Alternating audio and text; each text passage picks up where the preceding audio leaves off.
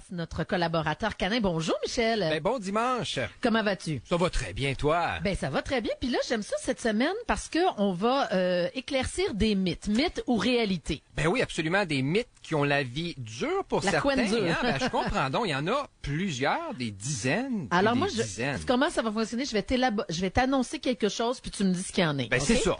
Est-ce que c'est vrai que le chien qui fait des bêtises lorsque son humain n'est pas à la maison, le fait pour se venger? Ben ça, c'est quelque chose que j'entends très souvent. Mon chien qui a voulu me punir parce que je suis parti trop longtemps de la maison, puis qui a été mal propre et qui a mangé une partie du mobilier. Faut savoir, là, Patricia, que la vengeance, c'est une chose qui n'est propre qu'à l'humain. Mm-hmm. Un chien, là, ça n'a pas l'instinct de se dédommager, en quelque sorte, d'une espèce de préjudice. On aurait comme à celui-là. apprendre de nos petites bêtes. Ben oui, si notre animal a été mal propre, s'il a mangé un divan pendant qu'on était au travail, s'il a jappé, il faut investiguer. C'est peut-être par ennui, c'est peut-être aussi parce qu'il avait vraiment envie, s'il a fait un petit dégât là, sur la Ben carpette.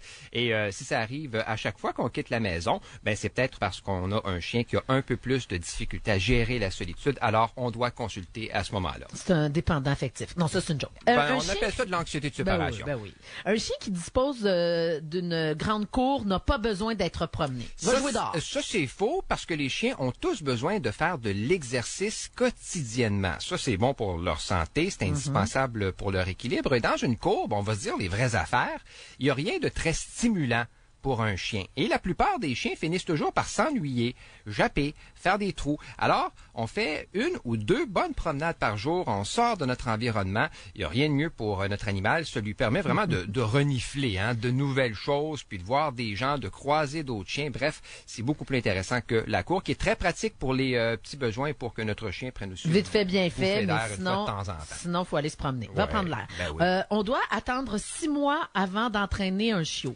Vrai ou faux? Ça, c'est faux. En fait, on entend beaucoup ça encore.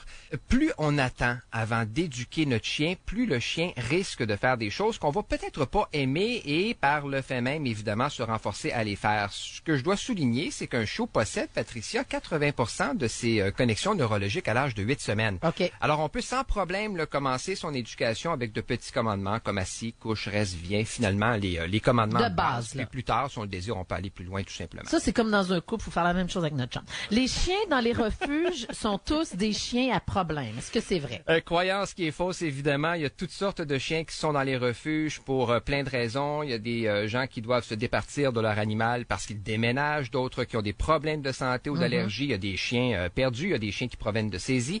Bref, de dire que tous ces chiens-là ont de graves problèmes, C'est faux. c'est d'apposer une étiquette. Puis moi, j'aime pas ça.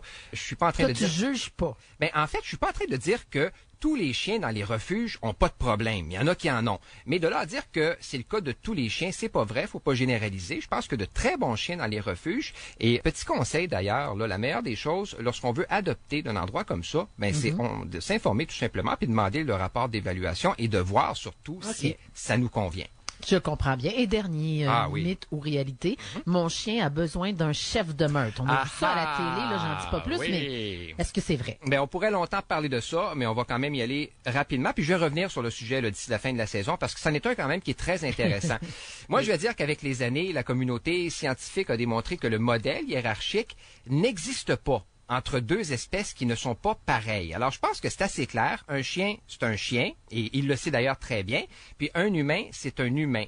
Et si on part de là, il faut cesser de croire que le chien cherche toujours à dominer l'homme ou la femme. Moi, j'aime dire que le chien a besoin d'un guide beaucoup plus qu'un chef de meute. D'accord. Et c'est notre travail de lui montrer les bonnes choses à faire ou les bonnes manières avec les bonnes méthodes sans chercher à Mais ça, on va en rentrer en rejaser conflit parce avec lui qu'effectivement, constamment. c'est ça. Puis on va en rejaser parce que Ouais. c'est effectivement un mythe qui a la couenne dure. Et oui. OK. Là, tu restes là, reste pas loin.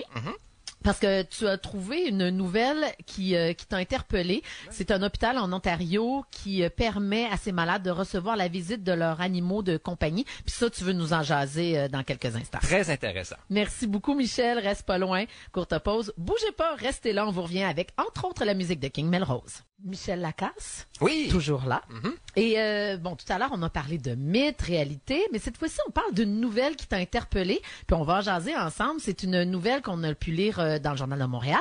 Oui. Et un hôpital en Ontario qui permettrait à ces malades de recevoir la visite de leurs animaux de compagnie. Qu'est-ce que tu as à dire là-dessus? Ben ça, c'est évidemment une nouvelle qui est parue dans les journaux, puis moi j'ai trouvé l'idée formidable. Il s'agit, Patricia, du programme Zachary Spa for Healing de l'hôpital Juravinski à Hamilton. Et ça, c'est un programme, en fait, qui permet à ceux qui sont très malades de passer 1 heure de temps en temps en compagnie de leur chien ou de leur chat.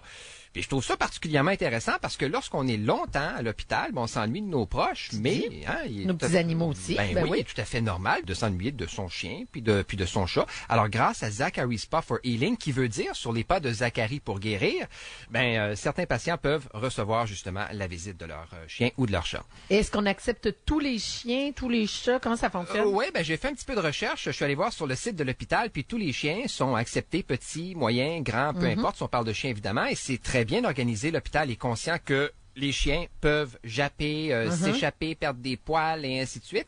Et c'est vraiment pas un problème. On les amène jusqu'aux patients dans un grand bac qui est roulant, puis qui est recouvert d'un drap, une espèce de cage finalement.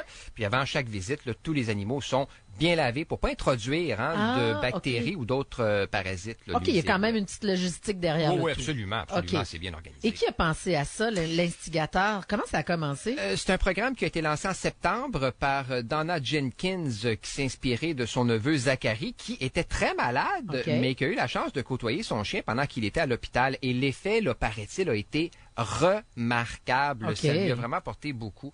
Et malheureusement, lorsqu'il a su qu'il n'allait pas survivre à son cancer, c'est vraiment ce qu'il avait, Zachary a fait promettre de partir un programme pour que les malades puissent, comme lui, passer du temps avec leur animal de compagnie. Puis ça demande de se réaliser très peu de temps après. Oui. Parce que quand même un animal, disons-le, là, quand t'es 24 heures sur 24, c'est ton complice. Ça apporte beaucoup à une personne malade. On le sait, la zoothérapie, ça a de l'impact. Oui, absolument. Je pense que ça apporte de la vie et un moment de joie dans la journée d'une personne qui est à l'hôpital, que les patients en présence d'un animal voient aussi leur tension diminuer, 5 minutes seulement après avoir été mis en contact avec lui. Oui, ça a été prouvé et que ça apaise beaucoup, en fait, jusqu'à 1 heure après le départ du chien ou du chat, selon ce qui a été observé, en raison des endorphines là, qui sont libérées. Alors, il y a de bons côtés, puis ce serait fabuleux si, évidemment, l'idée pouvait s'étendre dans tous faire les des petits. Je sais que de la zoothérapie, il y en a ici qui se fait avec les chiens avec des chiens qui sont formés pour ça,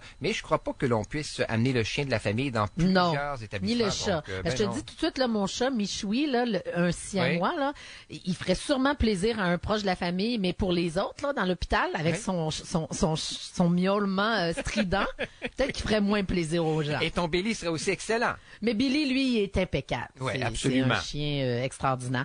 Tu veux nous parler d'une petite vidéo qu'on pourra partager sur notre page Facebook? J'aime toujours ça quand tu fais ça. Oui, mon coup de cœur de la semaine, qui est un court-métrage qui s'appelle The Present, qui a été réalisé par Jacob Frey, puis qui a mérité quand même plus d'une 50aine de prix. C'est magnifique, Patricia. C'est de l'animation et ça fait jongler avec les émotions, puis pas à peu près. Ça raconte l'histoire d'un adolescent qui est accro aux jeux vidéo et dont la vie change grâce à l'arrivée à la maison d'un petit chiot qui n'a que 3 pattes.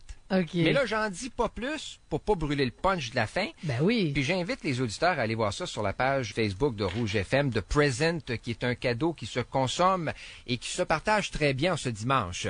Et comme diraient les critiques de cinéma, moi j'accorde 3 os à cette performance. Oh, que c'est bien dit, ça.